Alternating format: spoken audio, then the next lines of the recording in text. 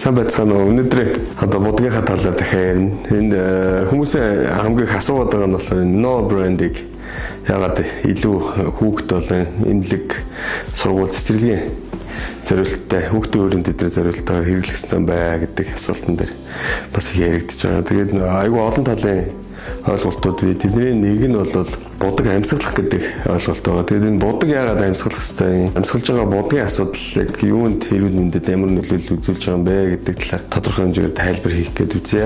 За энд өнөөдөр энэ юу аваад ирсэн байгаа? Бидний хаалт нэг гипс автан. Энэ гипс автан гэдэг зүйл бол барилгад бол хамгийн их өргөн ашиглагддаг. Мөртлөө хамгийн чухал бүтээгдэхүүн байдаг. Энийг барилгын дотоод интерьерийн засалд бол заавал оруулж явж явах хэрэгтэй.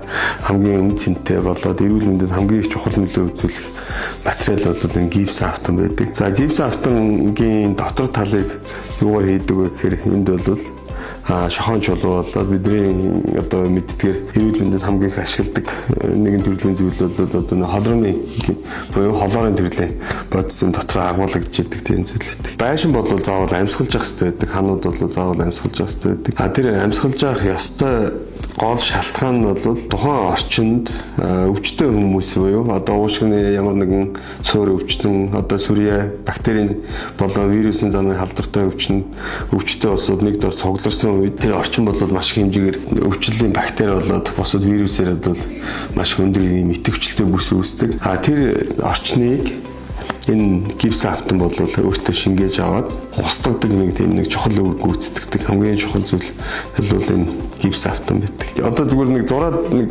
ойлгомжтой болох гэдэг үзье. За бид нар энийг ингээ гипс автан гэдэг үзчихтэй. За энэ бол байшингийн дотор тал гэж үзье. Тэ дотор тал энийг болохоор бид нар гипс автан гэдэг ерөнхийдөө төсөөлчгээд явуулдаг. Бид ингээд шилрүү ингээд нэг өвөл ингээ өвлөхээр уур цан ингээд тогтдог штэ. За тэр уур цан гэдэг зүйл гадаргуу дээр хурж ирээд ингээд усан элбэр бөмбөлөг маягтай зүйл үүсдэг.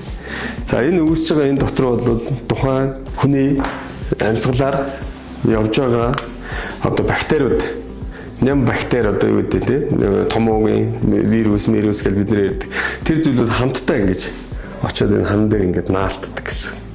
За энд ингээд наалтцсан үедээ энэ дотор 2, 3, 4 дахь үе вирус болон бактериудын дараагийн үеэд нь идэвхжиж гарч ирдэг.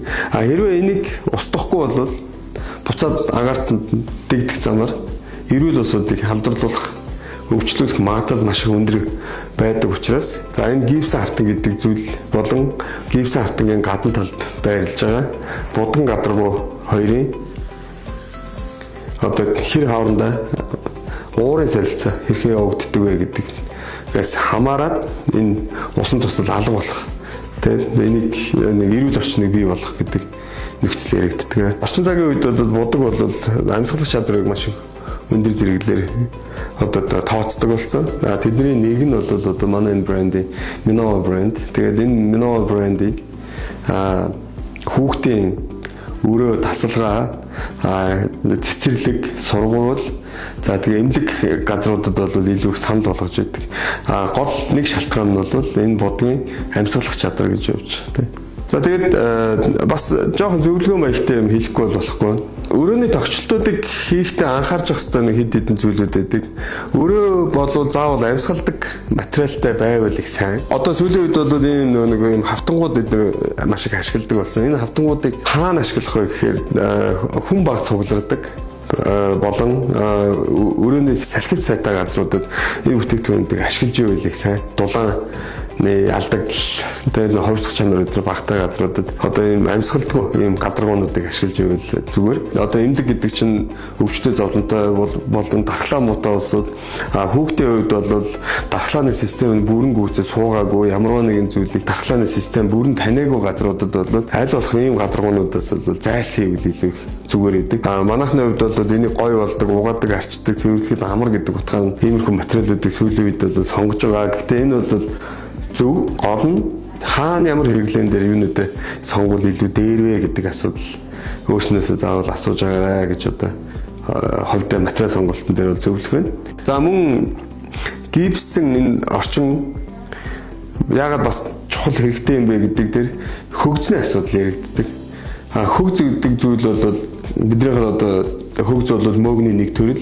Тэр зүйл агаарт маш их хэмжээгээр цацагдаад ирэхээр хүнд айгүй их нэг таагүй мэдрэмж төрдөг. Тэрнээс болоод хашлал болоод бусад одоо арсны хамар хоолой мэдрэлийн системд айгүй хүчтэй нөлөө үзүүлдэг бодсон цацагддаг.